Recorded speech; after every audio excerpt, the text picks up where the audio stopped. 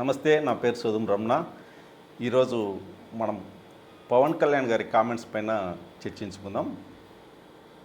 వేదిక, సమయం, సందర్భం ఏదైనా సరే పవన్ కళ్యాణ్ గారు ముఖ్యమంత్రి చంద్రబాబు నాయుడు గారిని పొగడ్డమే పనిగా పెట్టుకున్నారనే ఒక చర్చ రాష్ట్రంలో జరుగుతోంది. నిన్న గ్రామసభకు అన్నమయ్య జిల్లా రైల్వే కోడూరుకు వచ్చారు ఆయన. ఈ సందర్భంగా ఆయన ఏమంటాడంటే, చంద్రబాబు నాయుడు గారి పరిపాలన అనుభవం ఈ రాష్ట్రానికి చాలా అవసరం. ఆయన పరిపాలన అనుభవం నుంచి నేర్చుకోవాలని నేను చాలా తపన పడుతున్నాను. అట్లే ఆయన అనుభవము ఈ రాష్ట్రాన్ని అప్పుల నుంచి గట్టెక్కిస్తుంది. ఇట్లా ఆకాశమే అద్దుగా చంద్రబాబు నాయుడు గారి పైన పొగడ్తల వర్షం కురిపించారు. అంటే తిట్టాలని మనమేం కోరుకోవడం లేదు, కానీ పవన్ కళ్యాణ్ అనే వ్యక్తి జనసేన నాయకుడు. కూటమిలో ఇద్దరు కలిసి మిత్రపక్షంగా ఉన్నారు. కానీ పదే పదే తెలుగుదేశం వాళ్ళ కంటే కూడా పవన్ కళ్యాణ్ గారు పొగడం అనేది ఆశ్చర్యం కలిగిస్తుంది. ఇదే పెద్ద చర్చనీయాంశమైంది. ఇదే జనసేన వాళ్ళకు కూడా చాలా ఆశ్చర్యం కలిగిస్తుంది. దీన్ని ఎట్లా చూడాలా అనే విషయమై ప్రముఖ రాజకీయ విశ్లేషకుడు మాకిరెడ్డి పురుషోత్తం రెడ్డి గారిని మనము అభిప్రాయాన్ని అడుగుదాం. పురుషోత్తం అన్న, ఎట్లా చూస్తారు దీన్ని? అంటే పవన్ కళ్యాణ్ గారి వ్యాఖ్యలకి రెండు కారణాలు చూడొచ్చు. ఒకటి ఇమీడియట్గా వస్తున్నటువంటి సమస్య, రెండోది ఫ్యూచర్. పవన్ కళ్యాణ్ గారు వ్యూహాత్మకంగానే అడుగులేస్తున్నారు అనిపిస్తుంది. మొట్టమొదటి అంశం, పవన్ కళ్యాణ్ గారు జనసేన పార్టీ పెట్టిన తర్వాత ఆయన అభిమానించే వాళ్ళందరూ ఆయన ముఖ్యమంత్రి కావాలని కోరుకుంటారు. అది సహజం.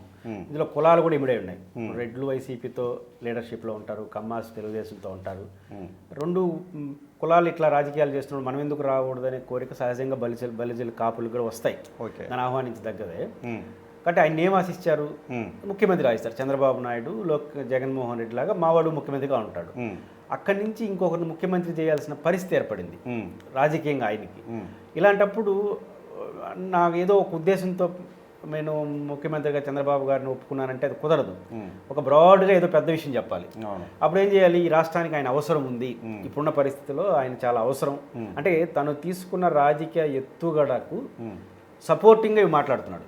చంద్రబాబు నాయుడు గారు అంత గొప్ప వ్యక్తి అని ఇప్పుడు మాట్లాడుతున్న పవన్ కళ్యాణ్ గారు 2018 వ్యాఖ్యలను ఒకసారి చూస్తే అప్పుడు మర్చిపోయినాడా? అప్పుడన్నీ తెలియదా? పాసిపోయిన లడ్లు తీసుకున్నాడు, వాళ్ళు ఇవ్వడం ఏంది, తీసుకోవడం ఏంది, చాలా మాట్లాడినారు. నేనేం తప్పుపట్టను. బట్ రాజకీయ వ్యూహంలో తనను ముఖ్యమంత్రిగా తనను ప్రేమించే వాళ్ళు అనుకుంటున్న దశ నుంచి ముఖ్యమంత్రి కాదు, ఇంకొకటి ముఖ్యమంత్రి చేయాల్సి వచ్చిందని ఒక బలమైన రీజన్. ఆ రీజన్ ఏంటంటే ఈ రాష్ట్రం పతనం అయిపోయింది, జగన్మోహన్ రెడ్డి గారు ఏదో చేసేసాడు, చంద్రబాబు లాంటి అనుభవం ఉన్న వ్యక్తి ఏదో చేయాలని ఒక యాంగిల్. దీంట్లో నుంచే రెండో యాంగిల్ కూడా చూడాలి. అది ఇప్పుడు కనపడదు. అదేంటంటే ఇంత గొప్ప ఆశతో నేను చంద్రబాబు నాయుడిని ముఖ్యమంత్రిగా యాక్సెప్ట్ చేశాను. కానీ భవిష్యత్తులో తేడా వచ్చి బయట పోవాలనుకోండి, ఎన్నో ఆశలతో ఆకాంక్షలతో నాలాంటి, అంటే నేను ఒక పాపులర్ హీరోగా ఉండి నన్ను ముఖ్యమంత్రి కావాలని కోరుకునే సమాజాన్ని సైతం ఒప్పించి, ఎందుకంటే ఈ రాష్ట్రాన్ని బాగు చేస్తాడని అది చేయలేదు కాబట్టి నేను బయట వచ్చాను ఒక ఎమోషనల్ టర్న్ తీసుకోవడానికి ఇది ఉపయోగపడుతుంది ఫ్యూచర్లో. అంటే ఎన్నికలు ఇప్పుడు 2024 ఎన్నికలకు ముందు ఈ మాటలు మాట్లాడినా చంద్రబాబు గారిని ఎంత పొగిడినా ఆయన పరిపాలన అనుభవాన్ని, ఈ అవసరము ఇట్లా అని చెప్పినా అర్థం చేసుకోవచ్చు. కానీ 2024లో గవర్నమెంట్ వచ్చిన తర్వాత కూడా అదే పందా కొనసాగిస్తే చివరకు సొంత పార్టీ వాళ్ళు కూడా నెగిటివ్గా తీసుకునే అవకాశం ఉంది కదా. ఉంటాయి కాబట్టి మళ్ళీ ఎందుకు అది రిపీటెడ్గా మాట్లాడుతుంది, దాన్ని కాంపన్ చేయడం కోసమే ఇవి మాట్లాడుతున్నది. ఇంకో మాట కూడా దాని నర్మగర్భం ఉంది. నాకు పాపులర్ ప్రజానాయకుడిని నేను కావచ్చు, కానీ నాకు పాలన అనుభవం లేదు. తద్వారా నేను వినడానికి ఎంత గొప్పవాడిని. ఇప్పుడు జగన్మోహన్ రెడ్డిని పరోక్షంగా ప్రతి సందర్భంలో టార్గెట్ చేస్తున్నారు వీళ్ళు. జగన్మోహన్ రెడ్డి గారు ఎవరి మాట వినడానికి సమాచారం ఉంది కదా. అవును, ప్రపంచం దృష్టిలో జగన్ ఎవరి మాట వినడు, ఎవరిని సంప్రదించడు, ఇండివిజువల్ డెసిషన్స్ ఇవన్నీ ఉంటాయంటున్నాడు కదా. ఉన్న ఒక వాతావరణం సొసైటీలో ఉంది. అవును, నేను జగన్ అంత ముఖ్యమంత్రి కాకపోయినా పాపులర్ లీడర్ని, అయినా నేర్చుకోవడం కోసం ఒక వెనకాల పనిచేయడానికి సిద్ధపడుతున్నానంటే నేను చాలా గొప్పవాడిని అంటాడు. అది కూడా ఉంది అక్కడ. అంటే నేర్చుకునే దశ కన్విన్స్ చేస్తున్నాడు. అంటే కార్యకర్తల్లో తన అభిమానించే వాళ్ళు ముఖ్యమంత్రి కావాలని కోరుకునే వాళ్ళని రెండు రకాల, ఒకటి ఈ రాష్ట్రానికి అవసరం, రెండోది నేను నేర్చుకుంటున్నాను, నేను గొప్పవాడిని నేర్చుకుంటున్నాను, అవసరం రాష్ట్రానికి అవసరం ఈరోజు చెప్పాడు. ఇదే రేపు ఆయన నుంచి ఇడిపోవడానికి కూడా వాడతాడు. ఈ రెండు పాయింట్లే. అంటే ఏ రాజకీయాల్లో ఎప్పుడు కూడా నాయకుడు ఏమనుకుంటున్నాడు అనేది కాదు కదా, ప్రజలు ఏమనుకుంటున్నారు మన నాయకుడి వైఖరి పైన, అతని నడక పైన అనేది వాళ్ళ భవిష్యత్తు ఆధారపడి ఉంటుంది. ఇప్పుడు పబ్లిక్ ఎట్లా అనుకుంటున్నారు అనేది కదా మెయిన్. పవన్ కళ్యాణ్ కామెంట్స్ పైన అతను ఏమైనా అనుకోవచ్చు, పవన్ కళ్యాణ్ తాను ఏ వ్యూహంతో అయినా మాట్లాడుతూ ఉండొచ్చు, కానీ అర్థం చేసుకునే వాళ్ళని బట్టి కదా అతని రాజకీయ భవిష్యత్తు ఉండేది. అదే అది దాన్ని ఎట్లా చూడాలి? పవన్ కళ్యాణ్ అభిమానించే వాళ్ళు ఏమనుకుంటారో వాళ్ళని కన్విన్స్ చేస్తున్నాడు. పవన్ కళ్యాణ్ అభిమానించే వాళ్ళు ముఖ్యమంత్రి కావాలని కోరుకుంటున్నారు. అదే కాలేడు కదా, ఇప్పుడు కాలేడు. అలా కావాలంటే నేను ముఖ్యమంత్రి పదాం అంటే బయటకు వచ్చేవాలి. మనం కొడదాం 29 నుంచి ఈ రోజు నుంచి మనమే ప్రతిపక్ష నాయకుడు అని కొట్టాలి. ఆ పరిస్థితి లేదు రాష్ట్రంలో. ఒక పవర్ఫుల్ పార్టీ అధికారంలో ఉంది, ఇంకో పవర్ఫుల్ లీడర్ బయట ఉన్నాడు. వీళ్ళిద్దరిని కొట్టేసే అంత సీన్ వాళ్ళ అన్న 18% ఓట్లు వచ్చేసరికి ముఖ్యమంత్రికి ఆడికి పడింది. ఇప్పుడు ఈయన అనుభవం ఏంటి? 2019 ఎన్నికల్లో ఒంటరిగా పోటీ చేసి 2 చోట్ల ఓడిపోయినట్టుగా. ఏ పాపులర్ లీడర్ ఆ రోజు కూడా. ఇప్పుడు 2 చోట్ల గెలిచాడు. 21 చోట్ల ఎందుకు గెలిచారు? ఒక పార్టీ తోడైతే గెలుస్తున్నాడు, లేకపోతే తను ఓడిపోతున్నాడు. అవును. ఈ లాజిక్ తెలిసిన తర్వాత ప్రజలు తను లిమిటెడ్ పీపుల్ ఎవరైతే తను ముఖ్యమంత్రి కావాలనుకున్నారో వాళ్ళ కోసం బయట వచ్చేసే పరిస్థితులు ఆయన లేడు. అలా లేనప్పుడు ఏం చేయాలి? ఆ ముఖ్యమంత్రి ఆశిస్తున్న వాళ్ళని కన్విన్స్ చేయాలి. ఆ కన్విన్సింగే ఒక రాష్ట్రానికి చాలా అవసరం. అనుభవం ఉన్న ముఖ్యమంత్రి. ఆ కన్విన్సింగ్ మెథడే నేను నేర్చుకునేదానికి మొహమాట పన్ను మిగతా వాళ్ళలాగా చాలా గొప్ప వ్యక్తి అని చెప్తున్నాడు. ఎంతకాలం ఆయన ఆడు ఉన్న రోజులు ఇదే లాజిక్ తప్పదు ఆయనకి. బయట వచ్చినప్పుడు ఈ లాజిక్ని రివర్స్లో వాడతాడు. ఇంత గొప్ప మనసుతో నేను ఆయన సపోర్ట్ చేస్తే ఈ రాష్ట్రాన్ని ఎటు చేసినాడు అటు బయటకు వచ్చేస్తాడు. ఉండడానికి అదే కారణం, వచ్చేయడానికి అదే కారణం. అయితే ప్రజల్లో ప్రభుత్వం పట్ల వ్యతిరేకత అన్నంత వరకు ఈ లాజిక్లు పనిచేస్తాయి. ఓకే, మీ ఇంట్రెస్ట్లు చాలా ఉండొచ్చు. ప్రజల్లో చంద్రబాబు గారి పట్ల హామీలు అమలు లేదనేది చిన్న మాట ఉన్నా ఇప్పుడే ఆయన ఓడించేయాలి, ఆయన వెళ్ళిపోవాలన్నది కోరిక రాలేదు. అంతవరకు ఈ లాజిక్ బాగా పనిచేస్తుంది. చంద్రబాబు గారు ఇంక నాకు చాలా ఇబ్బంది పెడుతున్నాడు, చాలా అన్యాయం అనే స్థాయికి ప్రజలకు వచ్చేస్తే పవన్ కళ్యాణ్ గారు బయట వచ్చి మాటలు మాడితే బాగుంటుంది తప్ప ఆనే ఉంటే రేపు ఆయన మాట నిజానికి కూడా విలువ ఉండదు. అంటే భవిష్యత్తును దృష్టిలో పెట్టుకుని ఈ కామెంట్ చేస్తున్నారని మనం అర్థం చేసుకోవాలి. వర్తమానం భవిష్యత్తు రెండు ఉన్నాయి. కొనసాగడానికి ఇదే లాజిక్, రేపు వచ్చేయడానికి కూడా అదే లాజిక్ వాడతాడని నేను అనుకుంటున్నాను. అంటే ఇంకొక సందర్భంలో ఇంకో రకంగా కూడా మాట్లాడుతుంటాడు పవన్ కళ్యాణ్ గారు. ఈ చంద్రబాబుతో పొత్తు పెట్టుకోవడాన్ని బీజేపీ చాలా వ్యతిరేకించింది. నేనేదో వాళ్ళ కాళ్ళ కడుపు పట్టుకొని చివాట్లు తిని నేను ఒప్పించినాను, ఇదంతా నా ఘనతే అనేది కూడా కొన్ని సందర్భాల్లో మాట్లాడతాడు. అంటే ఇది ఇట్లా మాట్లాడడం కూడా ఒక వ్యూహం ఉందనుకోవాలి. అదే వ్యూహం నిన్నటి వరకు బాగానే ఉంది. ఇప్పుడు తెలుగుదేశం పార్టీ ఆస్థాన విద్వాంసుడు ఆంధ్రజ్యోతిలో ఏం రాసినారు? ఒక గవర్నర్ కీలక పాత్ర పోషించాడు అని రాశాడు. అంటే ఈయన పాత్రను లేపేస్తున్నారు మెల్లిగా.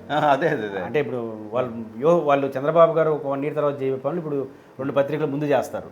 కాబట్టి ఇప్పుడు ఇన్ని రోజుల పాటు అదే పత్రికలు ఏం రాశారు? పవన్ కళ్యాణ్ కష్టపడని రాసిన వాళ్ళు ఇప్పుడు వీళ్ళిద్దరు పొత్తు కుదరంలో పవన్ కళ్యాణ్ చాప్టర్ని లేదని చెప్పరు. ఇంకో ఆయన పోషించినాడంటే అర్థం ఈయన లేననే కదా. అదే కాబట్టి ఆ లాజిక్తో వాళ్ళు చెప్తున్నారు. కాబట్టి పవన్ కళ్యాణ్ గారు చెప్పితే బీజేపీ వాళ్ళు వింటారు అని ఎవరైనా అనుకుంటే అది అమాయకత్వం అవుతుంది.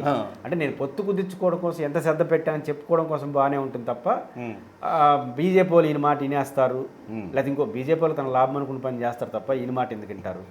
ఆ పరిస్థితి ప్రస్తుతం లేదు. బహుశా పవన్ కళ్యాణ్ గారి ఈ మాటకి విలువ ఇంకొన్ని రోజులు పోతే ఉండదు. ఎందుకంటే ఆల్రెడీ ఒక పత్రిక రాశారు కదా గవర్నర్ కీలక పాత్ర వహించాడని. కాబట్టి అదే లైన్ తీసుకొని ఈయన పాత్ర ఏమి లేదు పొత్తులు అనుకుంటారు. రేపు తర్వాత ఈ ప్రభుత్వం ఏర్పాటులో కూడా ఈయన పాత్ర లేదు అంటారు.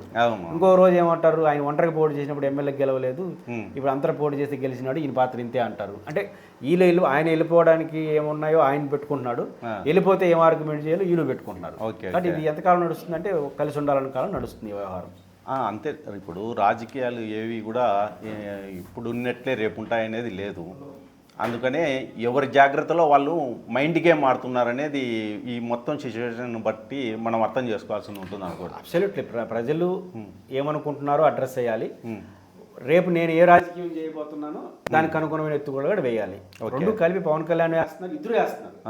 భారత రాజకీయాల్లో మనం ఎప్పుడు పరిశీలించినా శత్రుపక్షాల కన్నా మిత్రపక్షాల మధ్య ఘర్షణ ఎక్కువ ఉంటుంది. అవును. శత్రుపక్షాలు డైరెక్ట్ అటాక్, మిత్రపక్షాల్లో పొత్తు పెట్టుకున్న ప్రతి పార్టీ పొత్తు పెట్టుకున్న ఎలక్షన్ అయిపోయిన మరుసటి రోజు నుంచి పొత్తు ఎప్పుడు కూడా ఎలక్షన్లోనే సక్సెస్ అవుతుంది. ఎలక్షన్ తర్వాత పొత్తు 2-3 ఏళ్ళు కొనసాగిన తర్వాత ఎవడో ఒకటి బలవుతాడు. భారత రాజకీయాలు వామపక్షాలు కాంగ్రెస్ తీసుకున్నా, వామపక్షాలు తెలుగుదేశం తీసుకున్నా, చివరకు వామపక్షాలు బెంగాల్లో ఖమ్మంలో చూసుకున్నప్పుడు ఎవడో ఒకటి బలవుతాడు. సహజంగా ఇప్పుడు చరిత్రలు ఏంటంటే పెద్ద పార్టీకి చిన్న పార్టీ బలైనారు. ఇప్పుడు ఈయన బలవుతాడు, ఆయన బలి చేస్తాడు చూడాలి. కానీ ఇద్దరు మాత్రం 29 ఎన్నికల్లో ఇట్లే ఉంటే ఇద్దరు బలవుతారు. ఓకే. టీడీపీ జనసేన అంటే ఇప్పుడు ఇతనికి రాజకీయ అనుభవము లేదు, తనే చెప్పుకుంటున్నాడు ఆ మాట.